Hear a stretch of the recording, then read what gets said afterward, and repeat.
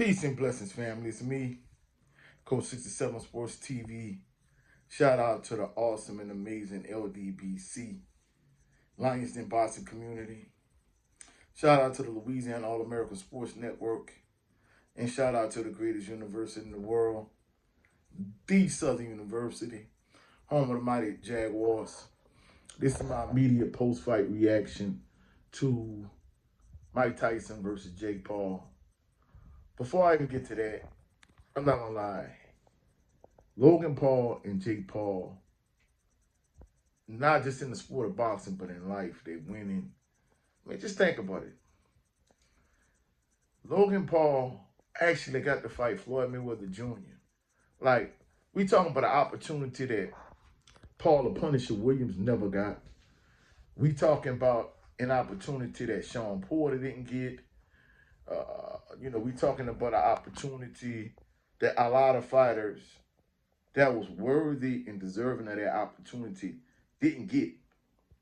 So many fighters wanted to fight Floyd Mayweather Jr., but never got the opportunity.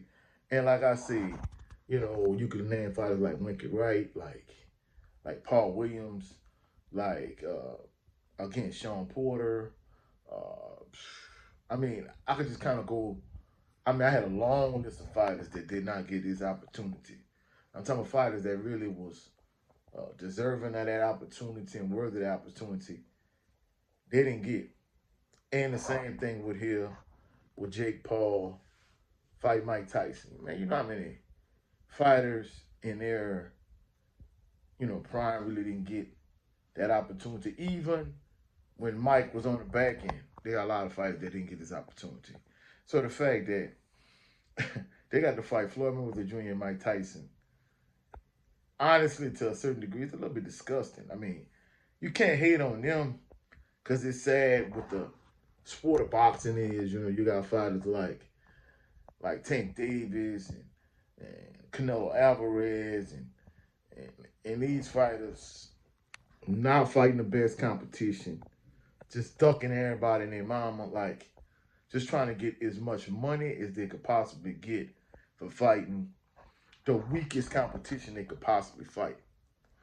And that opened the door for Jake Paul and Logan Paul. So as much as people want to bash the Paul brothers, you can't blame them. You got to blame the state and the sport of boxing.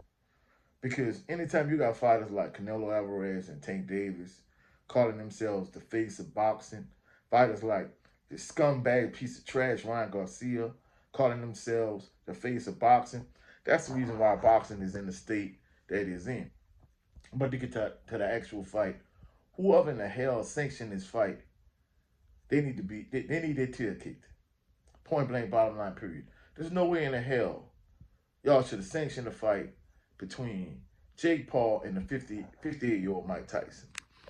Father Time is undefeated for a reason. This man is 58 years old, and I'll probably say for about the first 30 seconds of the fight, Mike Tyson really tried to get after Jake Paul. He tried to land something heavy, something clean. It didn't happen. And just after that point, just the rest of the fight, he just was sitting duck. Jake Paul was able to use a jab. One point in the fight, he jabbed him up high, he ducked down low, and he was bobbing and weaving. He punched Mike to the body. And, a lot of the shots Tyson was able to catch. He was able to eat the rest of them. But at the end of the day, he was just sitting duck. And, Jake Paul just was teeing off on it, man. It was hard to watch. It was sad. There's no way that at this stage, in this age of his life, 58 years old, Mike Tyson should have to get his old ass in the ring to fight. So, it's a cautionary tale to all these professional athletes. When you look at, Mike Tyson and Adrian Peterson, and I'm not trying to cast aspersions upon these brothers. I'm just saying 80% of professional athletes go broke. So when you see somebody like Chad Johnson, who's extremely conservative with his money, instead of flying first class, he flies Spirit everywhere.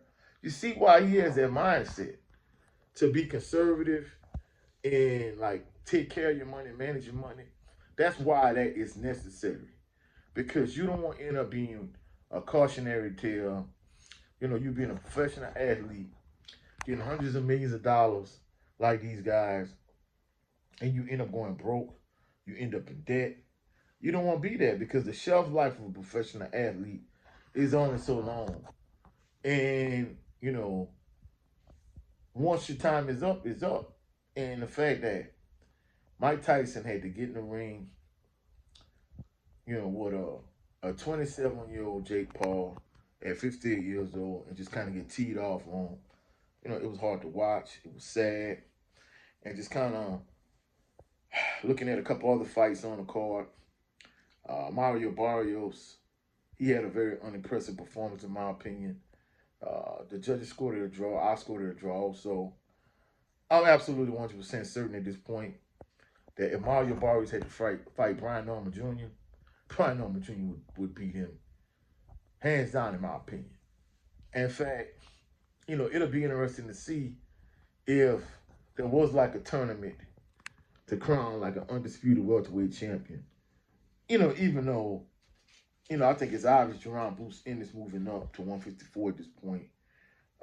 You know, I think that's what Eddie Hearn really wants. I don't think Eddie Hearn has no plans for undisputed for Jerron Bruce Ennis. But, you know, it would be interesting to see if, you know, Stanley Owners fought Ennis and Brian Norman Jr. was to fight Mario Barrios. And, you know, the two winners of those respective fights fought each other. Be interesting to see who will become the undisputed welterweight champion. I mean, I know it's not going to happen, but I think it's food for thought. It was something I really would want to see. And then, of course, you know, yeah, Katie Taylor fighting against Amanda Serrano again. And I'm not going to lie, you know, I know some people might say, Coach, you're a sexist or you're a misogynist, but I'm neither one of those things. I love women. To me, as a man, it's kind of hard to see women go out there and just have a like just this. I didn't get squeamish or anything, but just to see them fight each other and just get all bloody and beat up. You know, part of me is not really interested in watching women fight unless it's Clarissa Shields. Anyway, to a certain degree.